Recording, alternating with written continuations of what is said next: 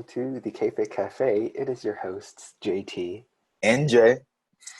And we're going to pop off with some shout outs to Got No Jams and Unlucky_13. Unlucky_13 suggested the idea of a Discord where we can talk on a more community-like level with you guys. And Got No Jams is currently helping us out, trying to figure out how it's going to all work out. So yeah, Discord, we are currently setting it up. We will be attaching the link. It will never expire. You just click on the link in the description below or above or wherever you're listening to this, or you can reach out to us and it'll be on our bios or something. But come join our Discord. You can come chat with one of us or some other people, bounce ideas around, ask for help, ask for assistance, ask other writers to proofread for you, find beta readers, etc. It'd be lots of fun. And hopefully we'll get some other writers on there. I heard Vorentis might have been interested. Can't say for sure. Got No Jams is going to be on there as well. And we hope to see a lot of awesome a lot of people there. And it's going to be fun. And I'm looking forward to it. Yeah. Before we get started, we have a few birthdays. Belated birthdays actually. First, we have Got No Jams 0613, whose birthday was on Wednesday. And then we have our birthday for our very own host, JT. Yeah. Joining the 19 squad. Yeah, I'm a late bloomer, but yeah. And we just want to wish happy birthday to all the, of course, past birthdays from today. So, yeah, happy birthday. Happy birthday to all my fellow Leos out there. All right. And happy early birthday to anybody else who's going to be having any upcoming birthdays. Now, we're going to start with this week's episode, Show Don't Tell, which is a technique that is used a lot in writing.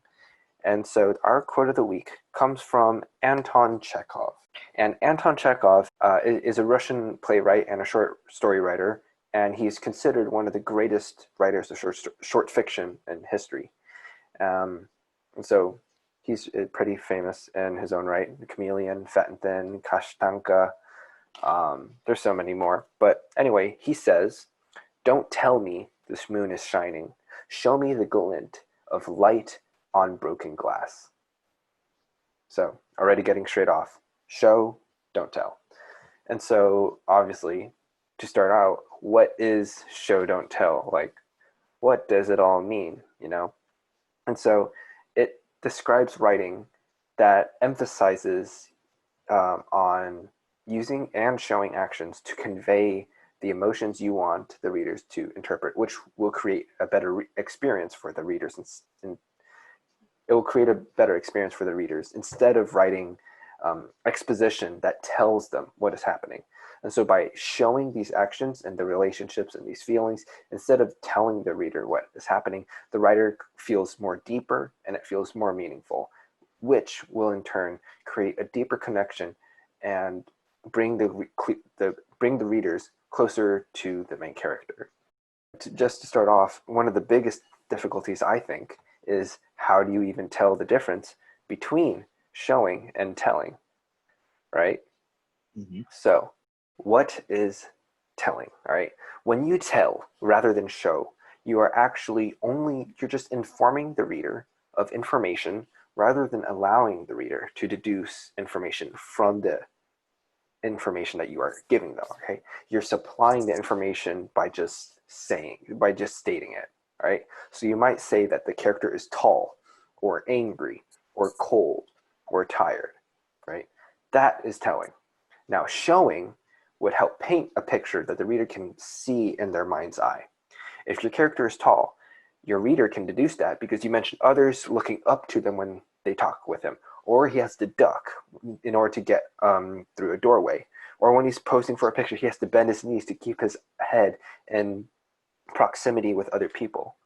Rather than telling people that your character is angry, show it by describing his face, or his throat tightening, or his voice rising, or slamming a fist on the table. When you show, you don't have to tell. All right. So when you show, you make the readers part of the experience. It becomes immersive. Rather than having everything just given to him, he sees it in his mind, and then he comes to the conclusions that he creates by himself. So, how to recognize telling? All right. So, telling, anything that is written in quote unquote telling mode, is factual, brief, an efficient way to communicate data, prefers to avoid details, and is happy to convey broad, overarching messages like "it is cold." It is not necessarily human-centered, and therefore it does not really stir the heart and cause emotions to well up from within. And then for showing, you can recognize any piece of writing written in quote unquote showing mode is when it's human centered, usually, though sometimes only by implication. It is slower, richer, more expansive way to communicate. It is not quite as efficient. In fact, it might be even the opposite, and it loves details. Moreover, it tends to place the human subject right at the center of things, and therefore it stirs the heart. It causes you to feel for those characters. So some examples may include, I'm going to just read you a sentence. The first one is always going to be telling, and then the follow-up will be showing, all right? So first one, telling. When they embraced, she could tell he had been smoking and was scared, all right? So very brief, very direct. But showing, when she wrapped her arms around him, the sweet staleness of tobacco enveloped her, and he was shivering. So shivering, normally when people think of shivering, you might be cold, but in this case, it could also imply that he is scared. And so this is the thing about body language that we have mentioned once or twice in the past, but it's just that you are in the showing sentence, you see an action. You can picture that action. When they embrace, it's a bit vague because you can embrace in many different ways, but she wrapped her arms around them. That provides a more descriptive picture in your mind. And then the sweet staleness, now you have the sense of smell, and you can kind of imagine what that is like. And he was shivering. Now you have physical touch. Another example, telling. The temperature fell, and the ice reflected the sun. Now showing. Bill's nose burned in the frigid air, and he squinted against the sun reflecting off the street. A lot more details. Susie was blind. Showing. Susie felt for the bench with a white cane. It doesn't tell you that she's blind, but you can kind of imply by the actions and what's going on. It was late fall versus leaves crunched beneath his feet. She was a plumber and asked where the bathroom was versus she wore coveralls, carried a plunger and a metal toolbox, and wrenches of various sizes hung from a leather waist around her waist. Point me to the head, she said. I had a great conversation with Tim over dinner, and I loved hearing his stories. Versus, I barely touched my food, riveted by Tim. Let me tell you another story, he said. See, if you listen to those, showing helps create it creates a bigger hook. Like you want to keep reading. Because you have to understand why do we read? You know? The whole idea of reading and why we read is because we want to get involved in a story, right? We want to experience emotions through their lives and the adventures of our fictional characters. We want to get swept up into other people's dramas, right? So that kind of just shows, why does show don't tell matter? And it's a very big thing because then it's so much it's so much more immersive, you know? So just to reiterate, telling is very brief, it's to the point, it's not very, it's much more effective, not as detailed, and it's not human-centered, thus it's not very good at connecting with your readers, versus showing, which is going to be dramatic, because its story is told as a drama, so you can imagine a certain scene, but in long form version, I guess you could say, as something played out in a stage or in a movie. Literally, every time that you can imagine a piece of writing as a stage or a movie play, you are reading something that is shown, not told, right? Showing also involves dialogue, because when movies because movies involve actors saying their lines. And again, literally every time you encounter nice dialogue in a book, you are reading a scene that is being shown, not told. And furthermore, showing plays out in real time. You want that feeling of time is passing. You could imagine, hypothetically, a clock on the wall counting out the seconds as the scene elapses. So if you had to make a guess for how long so and so was doing an action to another character doing another action, you can make a reasonable guess on how the time actually flows, right? And so, again, we read books because we want to get involved. We want to be immersed in these stories. And so, why does it matter? Um, we want to be emotionally engaged. We want to be plunged into the drama, as we said almost not that long ago.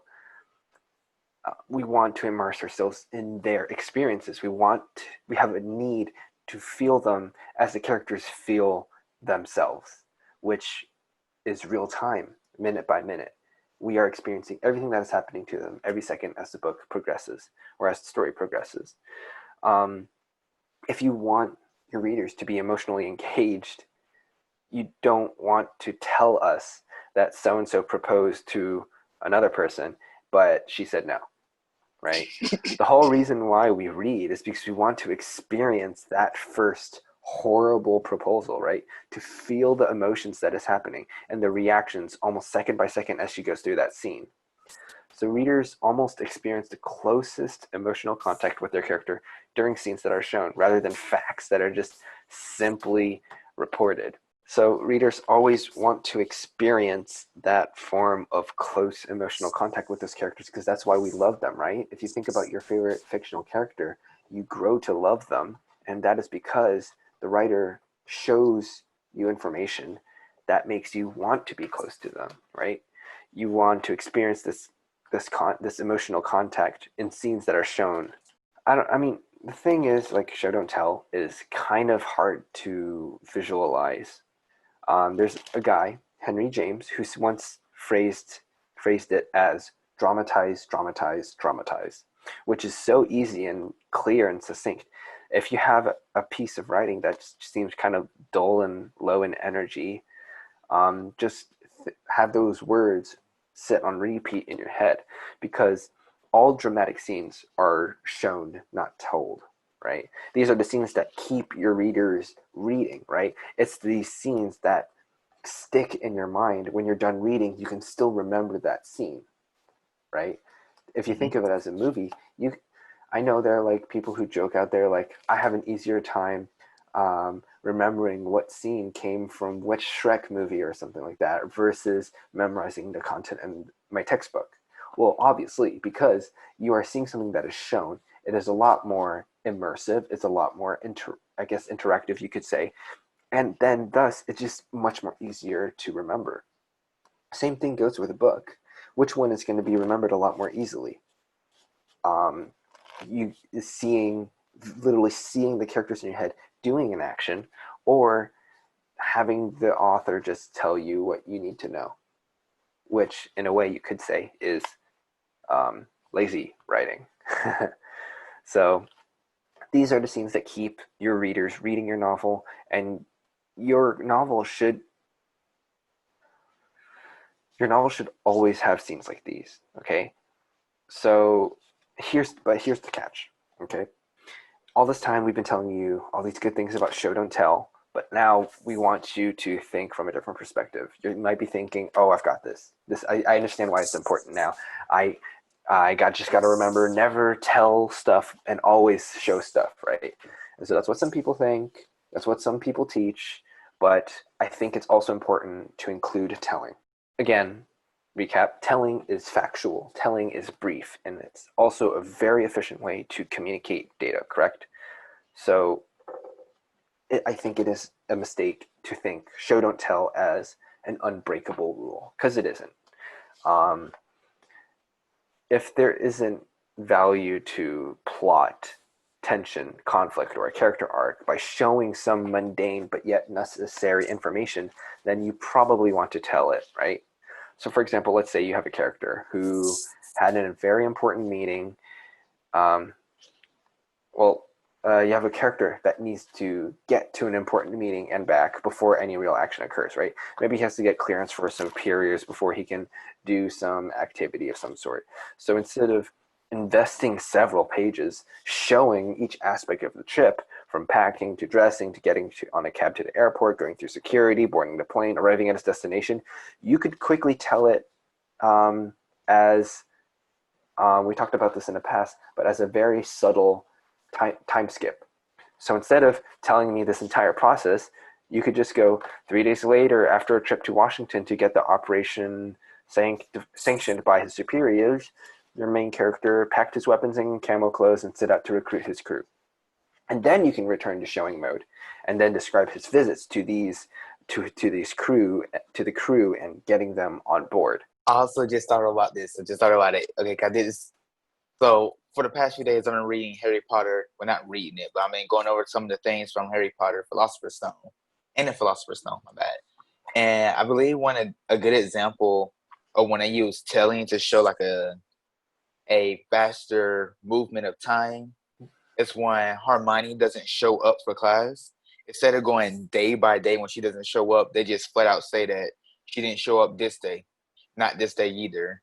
Like it doesn't say, yeah, on this day, Harry went through class as usual, but Hermione was still missing. And the next day, same thing happened. No, that sucks. Nobody wants to read that. You're practically boring your reader. Mm-hmm. Instead, it quickly glazes over because maybe her missing isn't something that's, as you mentioned before, isn't a value to the plot or tension or the conflict. Maybe she just missing because it's just part of her character design. Maybe she has girl trope. But yeah, I think the most important thing to think of it is it's not always show, never tell. But I think it's, in terms of dramatic scenes, telling is not the right way to deliver those scenes, because dramatic scenes should encompass it should be a very large bulk of your novel. But telling is a great way to deliver information that is essential to your story, but are not of great dramatic consequence. So years passed, and during that time, blah blah blah blah blah blah blah. I mean, how would you go about showing that, right? Like, do you want us to see that character waking up day after day, month after month, year after year, not thinking about whatever it is that happened? I mean, yes, it would be showing, not telling, but it's absolutely insane to do that, right? Um, so I think it's very straightforward if we say it this way. If you have essential factual information to deliver, right, and that information has no dramatic interest in its own right, then just tell it. Don't show it, because if you do that, you're going to slow the book down, and that might end up killing the book, right? So it's delicate balance, and I see other writers on Wattpad struggling with this. Like, they tend to overshow the unnecessary factual bits, and tell all the dramatic bits, which kind of just feels meh to me, and it doesn't feel as I'm not as invested in it as well. So showing is for drama, and your book should be mostly drama, and telling is to deliver non-dramatic information that your book requires. And so also kind of just jumping back to other Wattpads that I see struggling with this, I also kind of find it as a pet peeve when I see people writing about, let's go eat at this restaurant, or let's go eat McDonald's or something like that. And then they show you the processes of their ordering. Firstly, I don't care. I'm sorry. But I really don't, I mean, like, if it doesn't play a significant role, you probably don't even need to mention it. So I think you can even add a third one to it. So showing, telling, and the third one I would probably add is not even mentioning it at all. Because there are some things in people's books that I don't understand why they're there, and they don't play any real significance in the plot or the story in any way, and it's just kind of there as fillers. Like, we're going to go to McDonald's now, we're going to get a burger, let's go eat out or cook out or whatever. I don't know. But it's just bland. I mean, it's not important. I don't know why you need it. What do you think, Jay? I agree. I'm also in the midst of typing at the same time. What are you typing? You like as we're talking, I just got another idea for a story. Oh. So I was like, okay, I'm gonna let him carry on. All right, I'm gonna do some little bit of research, some brief research. Yeah, no problem at all, because you should always write down the ideas that you have so that you remember them. Mm. So, yeah. The way you could probably think of it is the dramatic scenes are like the stones or the bricks in your wall, but in order for that wall to stay together, you need some mortar, right? And mortar is the glue that holds all the good stuff together. And of course, there's going to be a whole lot more bricks and stone than mortar in the wall. So, showing and telling, you need both. It's a delicate balancing thing, and you have to feel it as you write it. Or you can get beta readers when we start up our Discord, and you can have other people or us proofread them and point out things that you might want to show, or some things that you might want to turn back to telling. So, how do you use showing and don't telling in your writing? One, use dialogue. Dialogue always delivers a scene with life and emotional movement if you write it correctly, right? But what's especially amazing about dialogue, as you can tell from podcast episode 3, I think, is that it makes the readers the readers have to be able to decode the writer's true meaning in the same way we have to be able to decode it in real life. So you're treating it as it's not this obscure thing. We have superpowers or something. Not everything is direct as it's supposed to be. You got to make it more subtle. You have to let us figure it out. So if a character says, "Yes, I'd absolutely love that," they probably mean that they loved it. But if it's like some macho dude being invited to get work experience at a makeup boutique, you would probably think he was being sarcastic. So, I mean, yeah, it's all about context. This was a terrible example, but If he but the wants to be gaps, beautiful, he could be beautiful. but like the gaps between what a character actually says and what they really mean can feel alive to the reader. Cough. God, my throat is really dry. I don't know why. Blech. Drink that water. I know, yeah, water. Stay hydrated, guys. Right. Punctuate your scenes with actions. Oh, actions. These. Some scenes you have to. Some scenes will punctuate themselves with actions naturally. If you're writing a high intensity scene like a battle scene, your scenes will be naturally studded with big dramatic activity. And in that case, like from my experience, what I advise is when you're writing action scenes, vary sentence length and structure so that way you can increase or decrease the pacing and the speed and the excitement of the event that's going on. So you can use it to build up tension, you can use it to release tension, etc. Just a tip. But unfortunately, almost all books are going to have sections of more less action intensive scenes.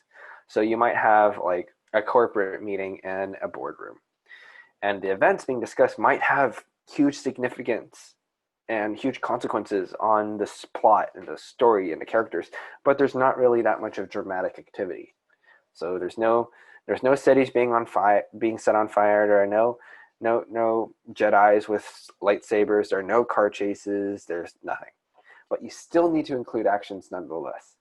If you don't want the scene to just float away from the characters and seem unrealistic without anchor, you need to insert actions no matter what, okay? You have to engineer something to punctuate that scene. So in terms of a conference, getting people to stand up, turn pages, pour coffee, looking out at the view. All of these things count for something, and they help to some degree. But let's say maybe someone in the midst of these actions gets angry. You can hurl a coffee cup at the wall. You can shred a binder full of and Jay is pantomiming rage. And that would be telling. because I'm telling you what is happening because you can't see us. If I were to show you, yeah. Yeah, so anyway, if they're angry, he can hurl a coffee cup at the wall, shred a binder of company documents, and these don't really count for much if you're writing an action or an adventure book, but for these kind of scenes that you're talking about, they deliver what is needed. Short message overall, all scenes need actions, and those actions need to be suited to to the setting, to your characters, and the genre of story that you're writing. Vikings and swords and are for one kind of book. Jedi's and lightsabers are for another, and thrown coffee cups are for whatever example I gave. But you should understand everything relies on the context of your stories. Exploit your physical setting. So actions and dialogue help, yes, because they help keep your characters alive on the page and alive in the minds of the readers. And for that exact same reason, descriptions of the place help as well. So describe the setting, even if it's made up, or if it's real, like a genuine location, like what I did for the Art of the Con. Just describe the scene as vividly as you can. If you've been there, well, if it's nearby, just go there, look around, and just study it, research it intensely. Or you can just go to Google Maps. Like this is what I did. I've been to New York once, which is basically the main setting of the book, and I have been to Spain once, so for the epilogue. But spoilers. But but for the most part, I've only been to New York once, and I can only say I haven't gone everywhere. So a lot what you can use is Google Maps and using the drop down function with where you can drop the guy into the middle of the street, and then you can kind of see it in real time. And I use that a lot for my book, so I can get a good sense of how everything feels in the surrounding, how what should happen, how is this gonna look, etc., etc. So in a setting, settings are important. Describe it because they anchor everything that is happening in the scene. But JT, what about people who write stories that's in a country that they haven't visited before? If it's in a country that you haven't visited before, um, I mean, personally, I would say try to draw from experience as much as possible because then you can draw out true emotion that you've felt and you can put that on paper and then it'll feel more genuine as well. But if it's for somewhere that you have never been before, or it's a place that you just made up off the top of your head, um, or it's in a time period that you can't access because none of us are time travelers, um, one, just make something up, or two, but if it's real and you haven't been there before, I say best bet Google Maps. Google Maps drop down. So you drop down, you can see and look around your surroundings, know what it's like over here. Or if you have a friend who lives in that country, you can kind of ask what it's like to live there. And I know for many people, I'm probably going to make a little bet on this. Many of us who write Korean fanfics, who base it in Korea, probably have not been to Korea before. I'm sorry, but I think that might be true. But I mean, so that's personally for me, because I have not been there, I would not draw from experience. And I am currently avoiding anything that's taking place in Korea. Like for this book, I was contemplating setting it in Korea, but I literally have no idea what being in Korea is like. But I've been to New York once in the winter, which was terrible and very cold. So I kind of set my story in New York, somewhat wintertime-ish. Yeah. For the question. Yes. This is actually coming from personal experience for me. Okay. So as you know, I traveled to most of the southern states, right? Mm-hmm. And I'm considering writing a story that's based in Korea, right? Mm-hmm. Now I have read like different documentations, like different sources that pretty much kind of outlines how Korea works and everything. Is that enough to kind of graze over the fact that it's a setting that I personally hasn't that I personally haven't visited, or where I would have to do a little bit more research or like watch a few documentaries or something like that? I feel that documentaries can only help to a certain limitation because actually being there in person is a completely different experience on its own. So, I would say, repeat your question one more time. So basically, what I'm asking is, how much research is enough to write a story in a setting that you've never been to? How much research? Goodness. I would. That's a difficult question because honestly, I would say there's no such thing as enough research. You could always find more to add. I think that my best bet is research to the point that you feel comfortable enough to just kind of wing it. Mm. I have a reason why I try to stay away from things I don't have that much experience with is because, for one, I do some traveling too, and I've been to a lot of different countries, and so I have experienced countries that rely on cars to get from place to place, or places that require on metros within the cities or something like that. And for Korea, I just haven't been there to know what it's like. Does the airport have metros to downtown Seoul, or I don't know. What is the system like? My family who lives in Taiwan, I have been there several times to visit family, of course, and I know you can't get. It's hard to get from the airport. Like depending on what airport you get at, some of them have metro access, some of them don't. Some of them you need a bus to get to the capital city. Some of them don't, and I think that's why you need to have that physical experience because then you have that kind of insight into how is it supposed to look like, how Mm. is it supposed to be. So again, that's just personally me. In terms of research, I would just try to find someone who lives there, and Mhm. ask what their experience is like. Okay. Um, because research, there are so many different forms of sources, but the best ones is primary, because primary are the people or the things that witnessed the events themselves, and they're able to speak from their own experience. And then you got secondary and tertiary that builds off of those previous ones. Okay. Did I answer your question? Yeah. Yeah. So anyway, exploiting your physical setting, the anchoring that we talked about is supposed to feel like real things that are happening in a real place in a real location, given that your book exists in a real location, of course. But I'm not suggesting you write whole pages of prose talking about the wind in the trees or something, whatever. What I'm trying to say is you need a paragraph, maybe, to locate the action relatively early in the scene, and then keep nudging the reader to remind them where they are. All right, so they don't forget. So let's say your scene is in, let's say, rainy New York garden.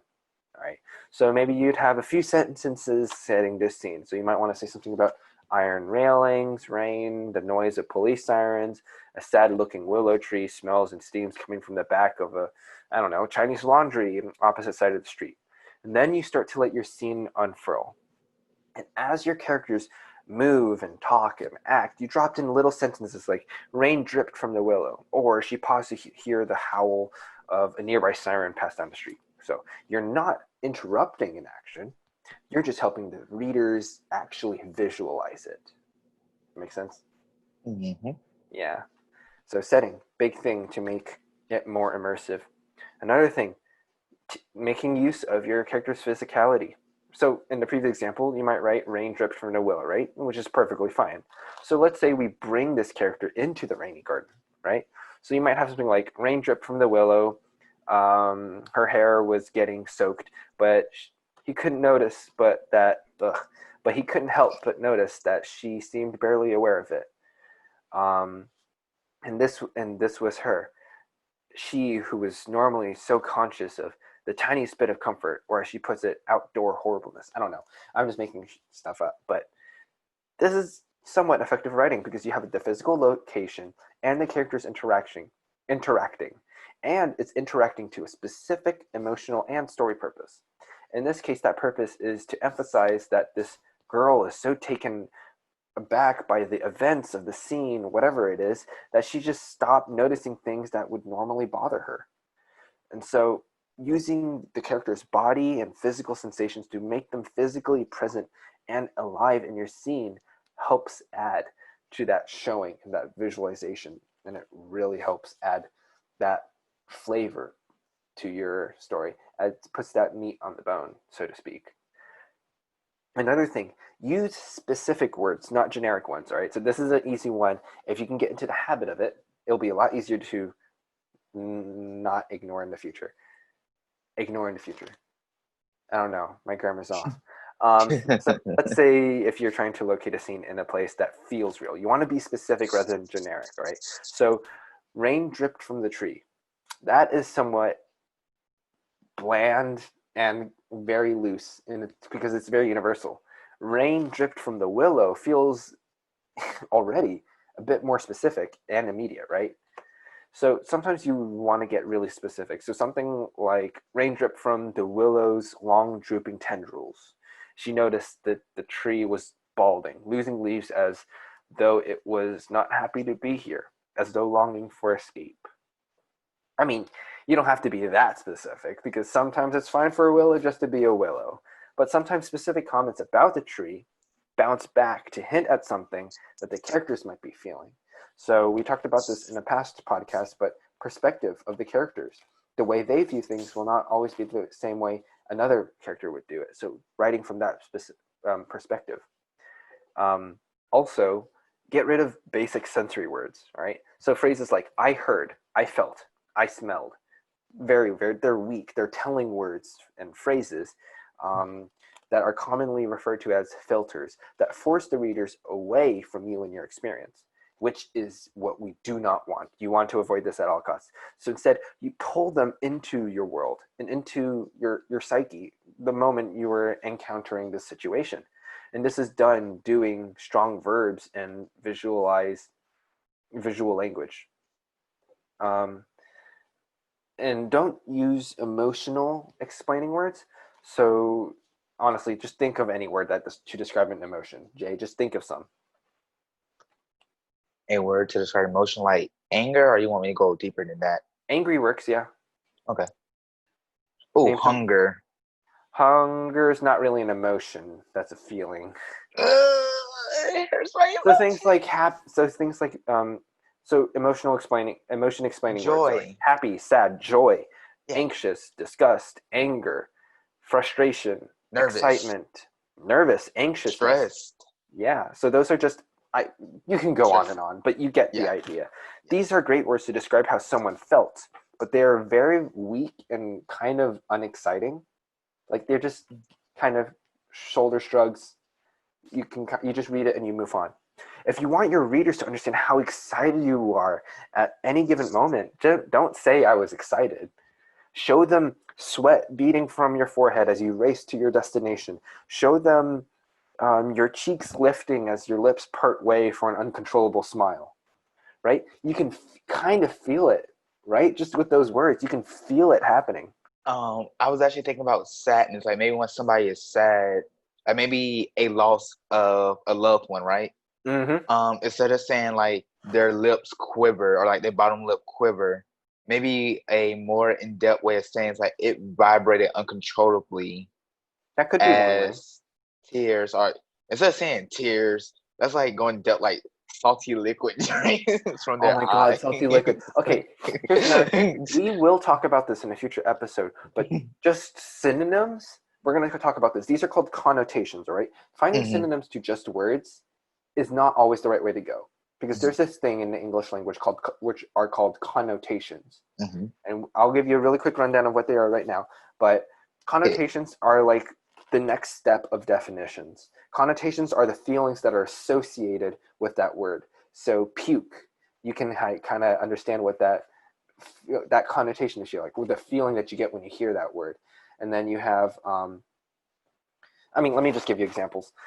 There's some really popular ones that you can find out on the internet. For example, a small cottage in the forest. The connotation for that sounds so peaceful. It sounds very relaxing, you could say.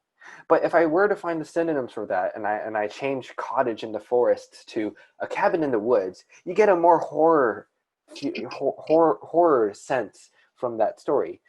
For people who don't know what it is, Cabin in the Woods is a horror film about a group of friends who go live in a cabin in the woods, and horrible stuff happened. I have not seen it, but I've heard of it. But point is, synonyms are not always the way to go.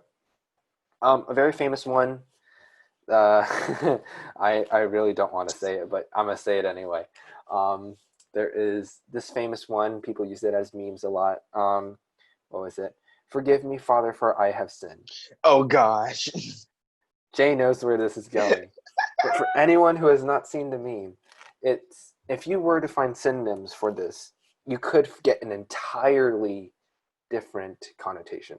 Forgive me, Father, for I have sinned. Very religious, very holy kind of feeling from it, and it's very respectable in a way. But if I were to find synonyms and say, punish me, Daddy, for I've been naughty, it sounds very, very Sexual. yeah. The connotations, please. Salty liquid dripping down your face. It just does not feel right. Okay? Feeling is a big key to the right words. Okay? Anyway, getting back to this, those emotion explaining words are just very weak. So using strong verbs, you could also use strong verbs. We talked about this earlier about certain words being too weak. Showing can be very impactful, but using strong language and verbs in specific situations can add even more depth to your story. I don't know how to explain strong language besides like maybe an example. So let's think of a situation you want to explain in your book. All right. This is a little exercise you can do along with this. Think of a situation you want to explain in your book. Okay. Or maybe it's something that you've already written out. Now, imagine what feeling you want to convey in that scene, right? What do you want your readers to take away from that specific moment in your story? List all those emotions down, all right? So let's say I want to tell the readers, tell being the key word, I would have stayed on the pier forever if I could have. Now the list of emotions that you want, the feelings that you want them to experience, comfort, nostalgia, sad but in a good way, missing, longing, relaxing, I don't know, something like that. But now if we take that list and we start writing ways that you can bring these emotions to life, what do they mean to you? How do they manifest during that special time? Nostalgic can turn into, take the list that you've created and then write them in ways that these emotions can manifest physically and more visibly. So nostalgia can be turned into aching, longing can be turned into letting go or relinquishing or craving. Relaxed can become melting or easy, fluid, flowing, exhaling. And they're just so much more powerful than just simply relaxed, right? It creates this deeper emotion and reflects how you truly feel at that scene. And that's the purpose. How does this sentence make you feel? Do you feel comfort, relaxation, in the sense of, I love being there? That's the whole idea. It's all about taking one idea or feeling and using what you know to transform it into a way that's showing but not telling. You can also describe senses. We did say to cut sensory words, but you have to also remember that you have to still describe what your character is feeling and sensing in some way. Showing versus telling is largely about allowing your readers to interpret what your characters are going through without just telling them. So this often means you can use all the senses you can to depict a scene. Instead of saying, she hated it here, use her senses to show the readers that emotion. You could say, the faint scent of stale cigar smoke met her nostrils, pulling her face into a familiar grimace. That sentence alone allows your readers to understand that she finds wherever she is distasteful, without saying that she doesn't like it there. Tenses. There are two types of tenses in the English language. Passive tense, not passive tense, passive voice. Why did I say tenses? Oh my goodness. There are two types of voices in English writing. There is passive voice and active voice. Passive voice essentially is, the way it's formatted is the object is being handled by the subject. The subject doesn't appear to be the main focus of the sentence. And the problem with passive voice is that it hides your characters by shifting the focus of the writing away from the characters and more on the things that they are doing. And so passive voice for when you want to focus on certain actions that they're doing. But for the most part, in stories, you should use active voice because the goal of the writer is to write a book in which the page is turning and a book that keeps you engaged from start to finish. Use active voice in your stories because sentences that generally follow the basic structure of noun, how do I say this? Use active voice, and it's very simple because they generally follow the format, the basic structure of noun, verb, object. I did this. That is already an active voice thing. It's active. You can hear them they're doing something. Rather than, so like I threw the ball versus the ball was thrown by me. So the ball was thrown by me. The focus is on the ball. The ball was thrown by me. Me becomes a less, we don't really care about the character at that particular moment. We care about what's happening to the ball. Versus I threw the ball. Focuses on I. Focus on me, the character. I am doing something. And that should be the more important thing. The ball we could care less about. So passive voice is not bad, but you should limit it when you're writing your fiction. Also, always make space for reaction shots, right? So you know how in a movie you get like a reaction shot, which is like, the camera zooms in on a character's face. So like beat 1, so like a girl, I don't want to marry you. I never did. And then beat 2, the camera zooms in on the guy's face. And it's kind of obvious why you want these rhythms, because if you don't get these reaction shots, you're going to lose a lot of the drama from the action of beat 1. So you need to do both. And this is the same with novels. Sometimes you'll need a whole paragraph to describe a reaction. Sometimes you'll just leave it to dialogue. Sometimes you'll just have to leave hints. You just have to leave hints behind, but leave plenty of like scope for creative ambiguity. So any of these routes, depending on the situation, depending on the story, is fine. But what's not fine is to have an action, but no reaction, right? Always include a reaction shot, right? And most importantly, don't be rushed. Let the readers feel those moments, okay? Don't rush. And I will tell you, this is something that you will hear all the time, especially with, there's so many different, like aside from writing aside, you're going to hear, don't rush, slow down, take your time. I've been playing cello for 10 years. I think I said it somewhere in the past podcast, but I've been a cellist of more than a decade now, and I hear, don't rush, slow down a lot. Because if you go too fast, you're pushing the music to go too fast, and then it adds that tension, and that it's unneeded tension. You don't want that tension. And this is negative tension that builds up, and it's not very good, and it causes your music to sound a lot worse, bro. The same for dancing. Yeah, don't rush. Take your time. Match the correct pacing. Of course, you want to write a compelling, a dramatic scene. Perhaps you have your heart set on this long action scene with gunplay and chase scenes and car chases and whatever. But you have to let the readers enjoy it. Okay, let them savor the moment. Don't say the car was out of control. The car careened downhill and struck Damon on the hip, smashing him to the floor. Okay, but when did we have time to savor any of it? The thing about that particular example is that this character, Damon, notices the car is out of control and he's right within its line of fire. But what does he think? What does he do? What does he feel? And we don't know this because the writer didn't tell us.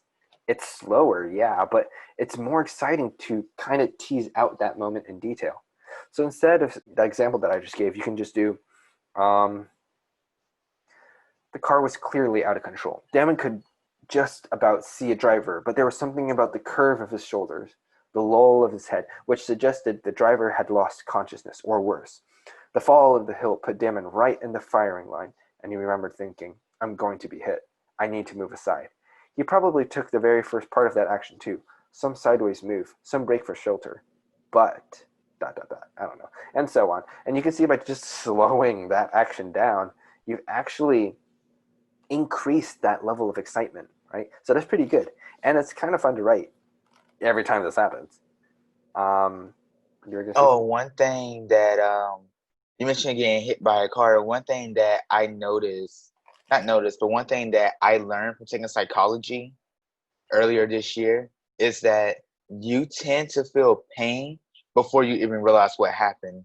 Like if you was to touch a hot stove, the pain would make you jerk your hand back before you even realize that you felt that. So getting hit by a car, you would most likely feel the sudden shatter of maybe your hip as you fall in slow motion, hit your head on the ground or something, before you realize that you've been hit by a car or that something is wrong. But of course, in your example, JT, you said he saw the car as it approached him. But Mm-hmm. like just to throw that out there, your pain tends to come before realization. Mm-hmm. Subconscious mind always moves faster than the conscious mind. That's why reflexes are reflexes. It's unconscious movements that your body does. So at this point, we're just doing examples from books and films. One film that I really wanted to point out was, if you can, try not to watch this movie because it was terrible. I watched it for you guys. I took the bullet for y'all. But this movie, I really had high hopes for it. I really did. Artemis Fowl. And if you are not familiar with Artemis Fowl, at least the book, is about this child genius who's from a long line of criminal masterminds who finds himself in a battle between fairies and dwarves and a completely different realm, you know. And so he has become super famous um, in terms of the book series, and they finally decided to make a movie for it, which was trash, unfortunately. So the thing about showing and don't telling is showing also plays a role in justification. So there's this one scene where it was kind of just exposition that was just kind of explaining. They were trying to support the idea that he was a mastermind, because that's the whole idea about this character, is that he's a freaking genius. Think of him as like Sherlock Holmes, or I don't know. He's just nuts. And so there's this part when I don't know who it was, FBI, CIA, I don't know. They kidnapped this guy, Mr. Diggums, who is a dwarf. You'll get to him later. But anywho, he was explaining who Artemis Fowl was because he's the one that they should be focusing on. And so they were bringing up the fact that he doesn't need school because he's way too smart. And then there's this line, and I quote from the movie, and oh God, when he was 7, he beat European chess champion Evan Rashogi in 5 moves. When he was 9, he won the architectural competition to design the Dublin Opera House. When he was 10, he cloned a goat and named it Bruce. Firstly, in that scene, I remember, I can't say 100% sure anymore because now I'm doubting myself, but I remember in that scene they were doing kind of a moving frame as of him in class, and he's like, it's at the end of a hallway and the camera's just moving down the hallway as he's saying this line. The problem I have with it is this is just telling. First of all, none of this really reinforces his ingenuity, his his um his intellect, his cleverness. It's just flat out saying he beat this European chess champion. He won this architectural competition at this young age. He cloned a live animal when he was 10. But the thing is, they didn't show any of it. They're just telling you it. They don't show him beating the chess champion on screen. They don't, even not even a clip. They don't show him winning the architectural competition. They don't show him winning a goat. Not winning. They didn't show him cloning a goat or naming it Bruce or any of that. It's literally, you have to trust him on that information, and then it just feels like you feel cheated because you never really get to see the justification behind his intelligence. You don't really get to see why is he so clever. And they kind of had, I think they tried to do that They try to do that in the follow-up scene when he's with the psychiatrist because he feels that he is too smart for everyone else, and he's trying to convince him that, I don't know. It was some doctor, but the problem was he looks at the chair that the doctor was sitting in, and he does this like Sherlock Holmes BS where he looks at it, analyzes its origins, what it's supposed to be, but then he points out that it's a fake, a counterfeit or something. But it just doesn't make him feel like a really smart individual, but more of a dick. That's just, but yeah, it did not come off the way that I think they were trying to intend it to. But again, just Artemis Fowl, it's just not, they tell me about his intellect, they tell me of all the great things he's done, but they don't really show much for it. And it just doesn't have the same feel as the books as well. Well, there's a story that I still haven't finished, but there's a scene where the presumed princess is in the dungeon of this like strong demon king kind of guy. Mm-hmm. And instead of like telling us, first off, it's written in third person omniscient with it changing between the two pubs. But whenever it's in somebody's point of view, it goes through their senses. But while she's in a dungeon, you could clear, like, the author does a good job of portraying, like, okay, it radiates a certain smell. She could audibly hear the sound of rats creaking through the walls. It's like, it really does a good job of pertaining to the five senses, but it doesn't just stop there. Yeah, she actually, I think the author was a she. Pretty sure she's a she. But she dives deeper, like, beyond just saying she saw bones everywhere. She basically described you the expressions that the main character is making, like how she scrunched her nose at the stench that was coming from the corner of the room from rat species, not species, not species. I'm sorry. And there was some telling, there was some showing. I feel like it was a good balance, but then again, I've only read the beginning of the story. I do plan on finishing it. I'll let you guys know when that time comes around. Yeah. Anywho, show don't tell. It's a balancing, again, it's a very delicate balancing act. You have to find a way to balance the telling portion of the thing, because sometimes you do need to tell the readers the quick things before you quickly move on to the next important section. And showing is important because you want to involve your reader. You want them to be connected with your characters as well. This is more or less it for what we had planned for the show don't tell segment. It actually went by a lot faster in my head. Okay, so anyway, that is the end of, we're approaching the end of episode 7 on show don't tell. Good vibe checks, y'all. Anything good happened to you recently? Please drop it in the comments below, or drop it in our bios. We'd love to hear from you guys. We love to hear from you guys. It's great to hear from you guys. Please talk to us, guys. Good vibe check. How about you, Jay? You got anything good for us? I actually started a vegetarian diet this week. Are you surviving? Barely. Today I made a pizza, but I didn't realize that it had like multiple meats on there. I was kind of just hungry, and I saw it as I took the pepperonis off. I was left with just cheese, patches of sauce, and a little bit of cheese. Wanting you to eat more. Please no. Dang, that doesn't sound like a good vibe check. It sounds like a bad vibe check. I'm persevering, okay? It's been 5 days since I started. I'm doing well. Good job, bro. Good job. Thank you. Bad vibe check. School starts next week for me. Ugh. Good vibe check for me. Birthday present from yesterday. My family all pitched in to buy a charcoal acne cleanser because they love me that much. But way better news. I won the giveaway from the author of another author on Wattpad. They had a giveaway on their soccer book, their Twice X male reader soccer book.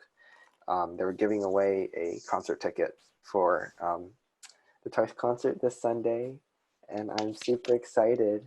I'm like super nervous because I literally have no idea how it works and what's going on. Also, I don't speak a lick of Korean, so I'm worried that I won't understand anything else happening, and I might just end up going to bed because it's going to happen at 2 a.m. where I live.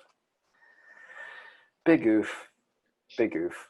It's all good. Anyways, like, comment, subscribe. We're putting that at the end because we think the more important bits are in the front. We hope you enjoyed listening to us talk on this topic, and we plan to talk on more topics soon. You can find other recordings of this podcast on YouTube, where that we upload every week manually. You can also find us on Anchor, which is our main distributor, and you can find it on other platforms, including Overcast, Pocket Cast, Breaker, RadioPublic, Spotify, Apple, Google Podcasts. I think it's called Google Podcasts. I don't know. Anyway, because school is starting up soon for the both of us, and we are going to be swamped with college homework and all that fun stuff, we are going to have to reschedule the podcast a little bit. We are probably going to push them back one day. Recording will be pushed back one day. The dates that it will be released will be pushed back one day, just so that way we have time to survive with our current college experiences, and so we can still produce podcasts for you guys. And we really hope that we can continue to do that. Well, this is the end of our podcast. Thank you all for stopping by and listening, sitting and chatting with us. This is your host, Jay. And JT. Thank you for, once again, dropping by. Hope you all have a good day, good night, depending on where you are right now. And we hope to see you in the next one. Adios, everyone. Bye-bye.